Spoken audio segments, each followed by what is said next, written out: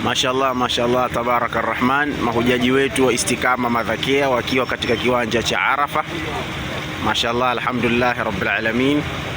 Hapo ndo kiwanja cha Arafa kwa mahujaji wa Madhakea class A. Mashaallah, mashaallah.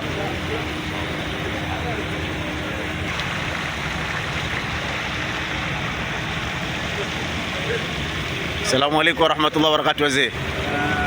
Vipi hali zenu bwana? Inshallah wazima. Karibuni katika viwanja vya Arafa. Wakati wa dua ukifika msitusahau na sisi inshallah. Asanteni sana inshallah. Asante. Doktor. Assalamu alaykum. Vipi hali yako bwana?